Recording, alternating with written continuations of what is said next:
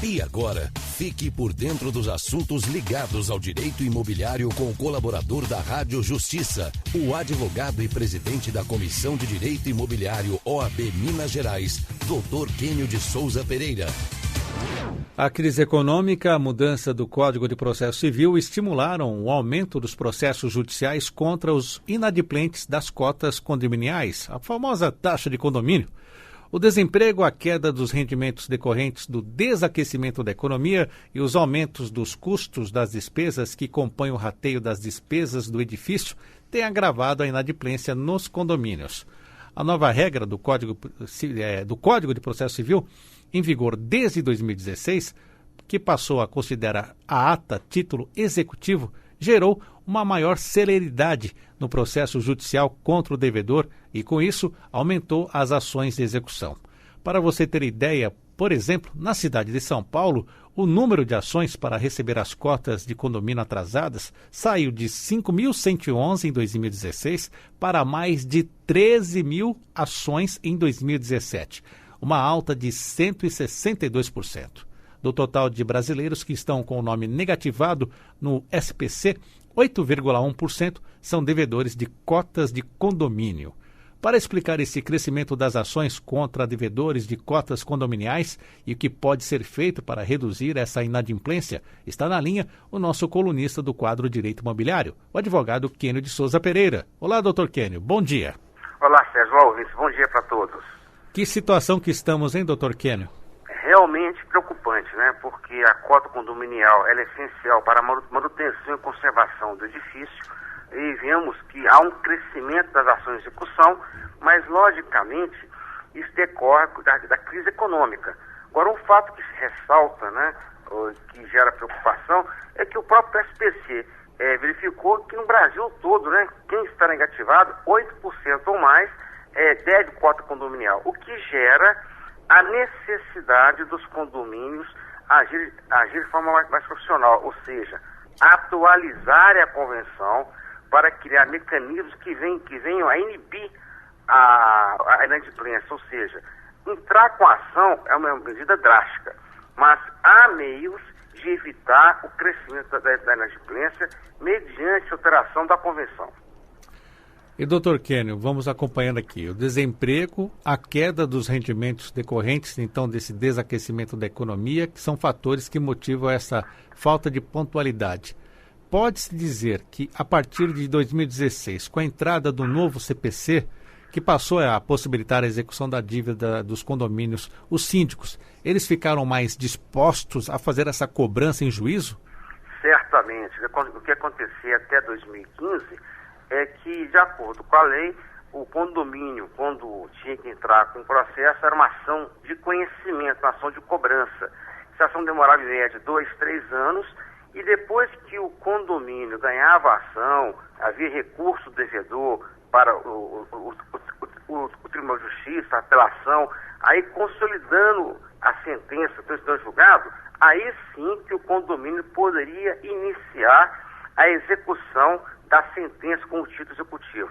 A grande melhora em relação à cobrança é que agora, a partir de 2016, de acordo com o artigo 784, a ata de condomínio passou a ser considerada título executivo, ou seja, o condomínio não tem mais que entrar com o processo de cobrança e, com isso, ele economiza 3, 4 anos de processo judicial. Logicamente que exige hoje um maior cuidado do condomínio na elaboração da ata para que o título venha a realmente ser considerado um título executivo, com liquidez, que não haja nulidade em relação a essa cobrança. Então, na prática, vemos que o crescimento dessas execuções, né, de mais de 100% de um ano para outro, decorre realmente da mudança da lei.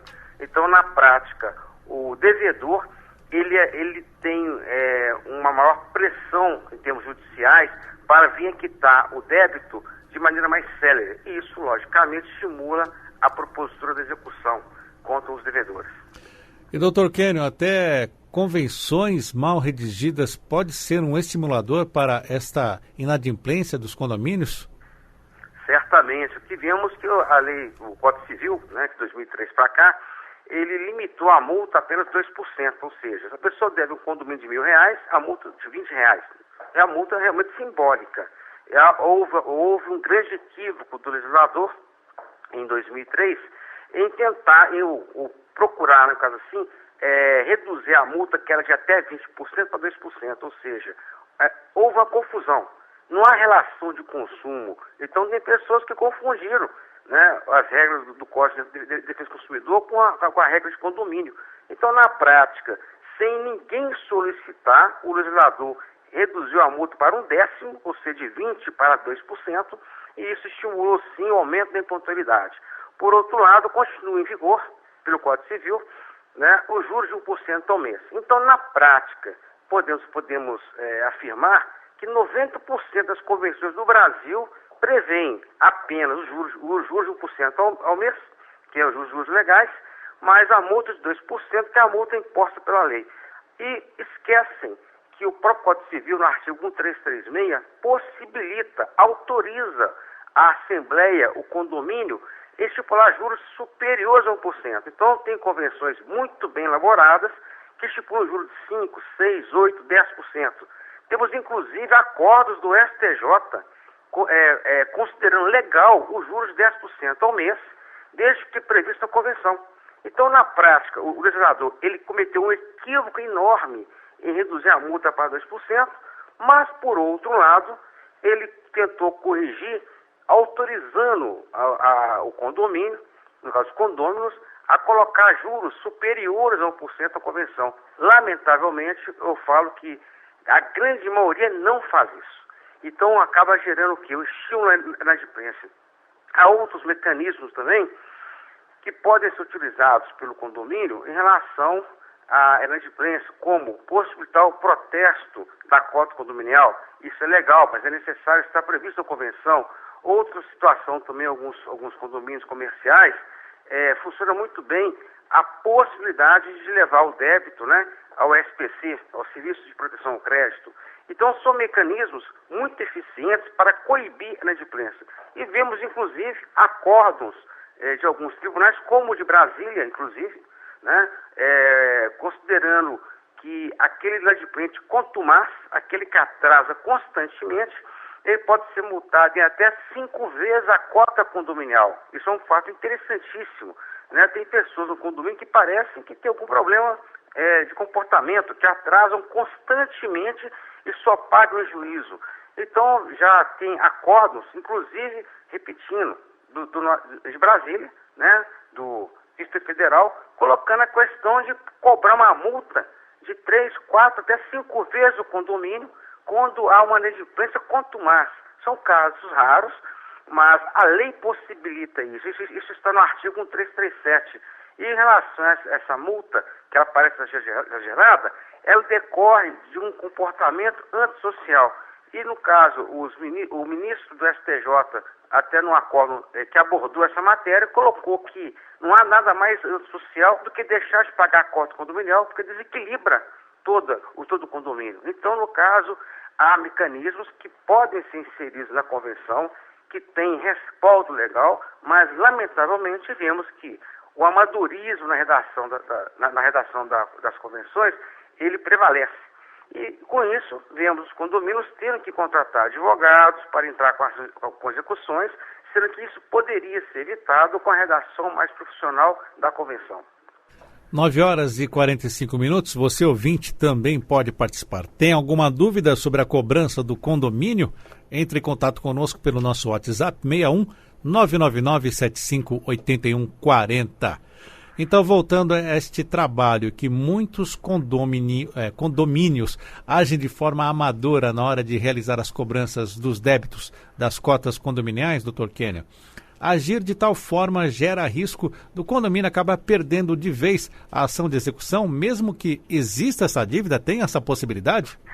Sérgio, essa colocação é interessante. Existe sim, né? Porque na prática, o que o Código de Processo Civil determina? Que é possível entrar com a ação de execução desde que a dívida seja documentalmente comprovada. Eu quero colocar que tem condomínios, inclusive, que não estipulam qual é o valor exato da cota condominial a cada mês.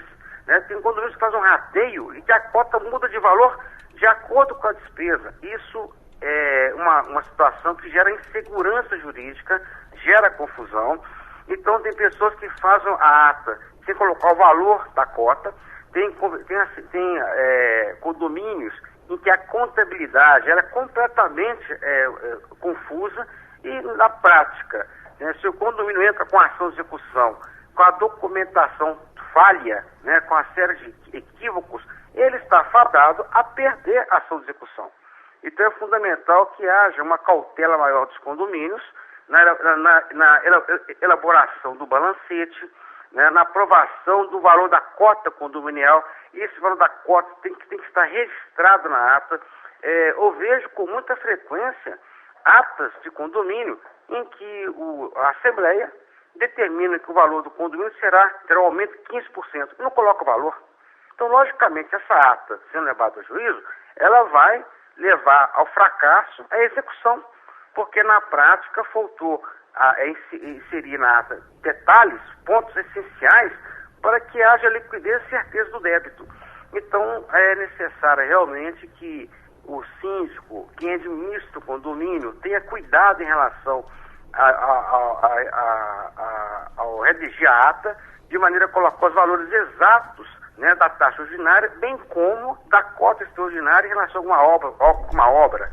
Então, aquela redação confusa da ata, aquele visto das pessoas em fazer durante a Assembleia um mero rascunho e depois de vários dias elaborar uma ata de maneira, vamos colocar assim, pouco profissional, isso vai levar, sim, ao fracasso dezenas de ações que são propostas de maneira confusa. Então, na prática, a nova lei, o Código de Processo Civil, ele poupou o condomínio de ter que entrar com ações de conhecimento, mas, por outro lado, quem opta por entrar com ação de execução tem que ter realmente o maior cuidado para propor tal processo em juízo.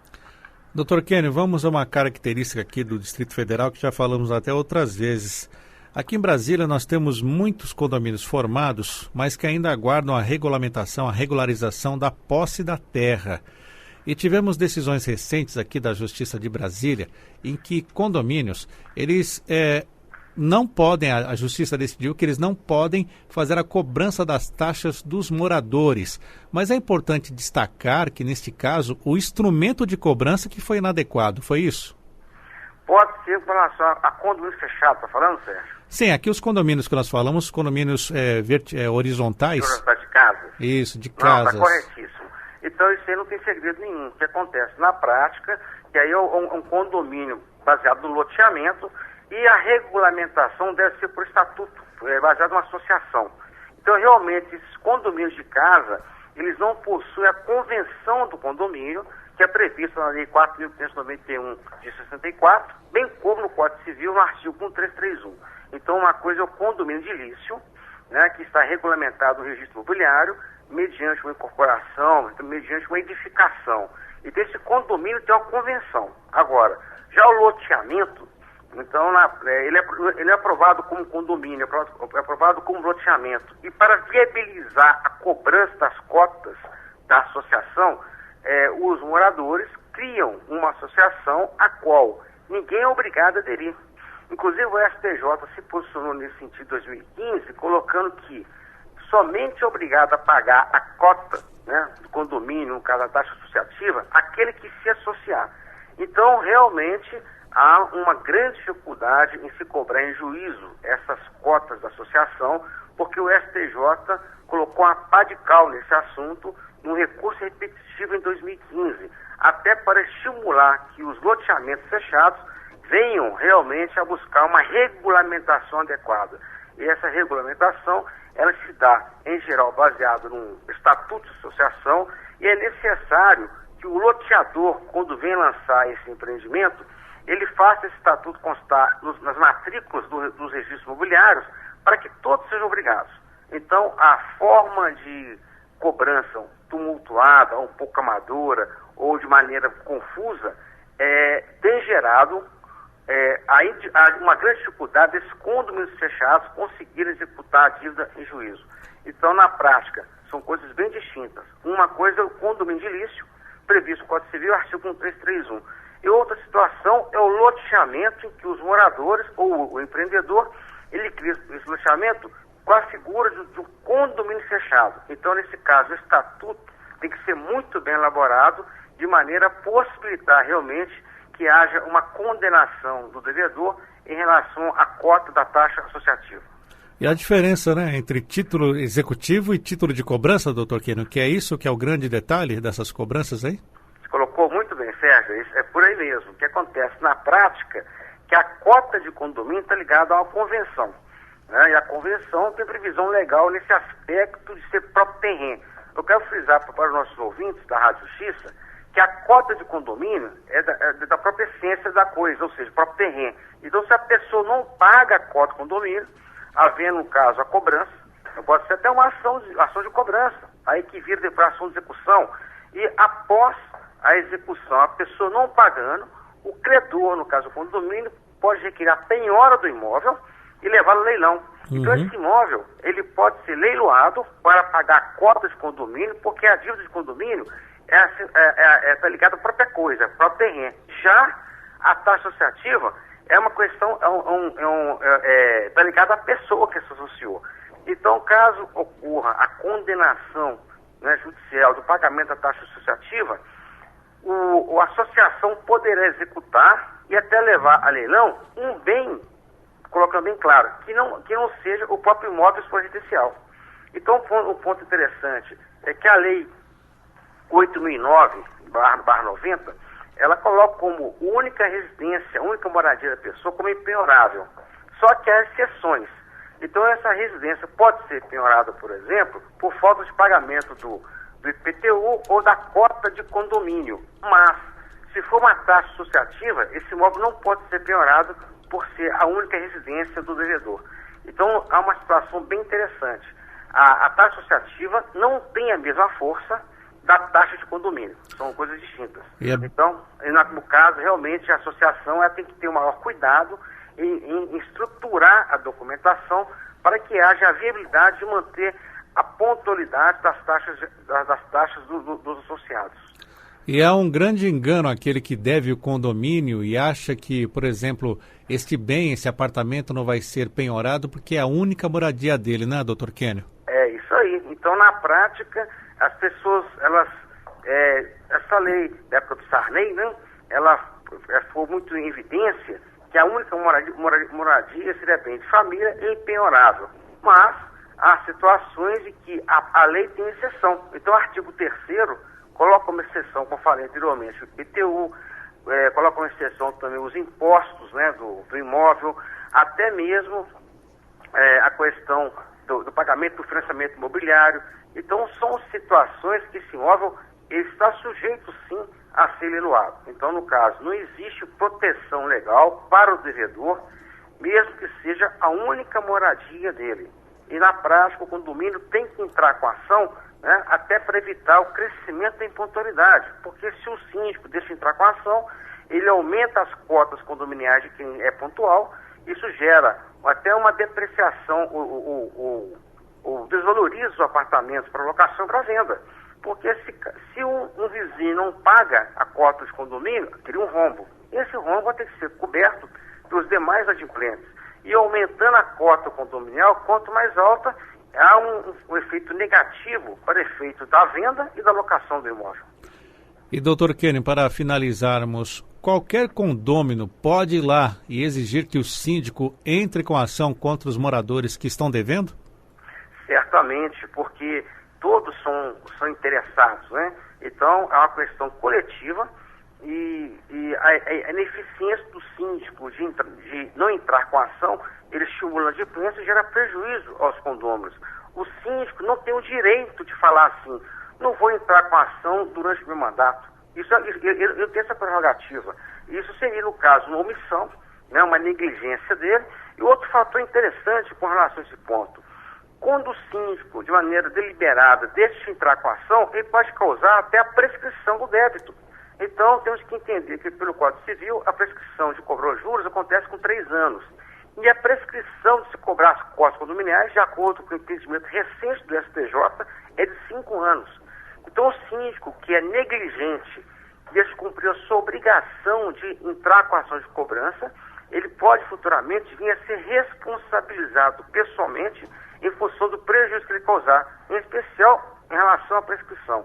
Então o síndico não tem autonomia para deixar de cobrar de algum condômino, e caso ele venha a se tornar omisso, qualquer condômino pode notificar o síndico para caracterizar a sua omissão, podendo essa notificação vir até ser a base para futuramente cobrar do síndico o prejuízo que ele acarretou ao condomínio em função da sua posição equivocada. Esse é o Dr. Kênio de Souza Pereira. Ele é presidente da Comissão de Direito Imobiliário da OAB de Minas Gerais, conselheiro da Câmara do Mercado Imobiliário e do Secov de Minas, participando todas as terças-feiras dentro do nosso quadro Direito Imobiliário. Dr. Kênio hoje comentou o aumento de ações para cobranças de condomínios.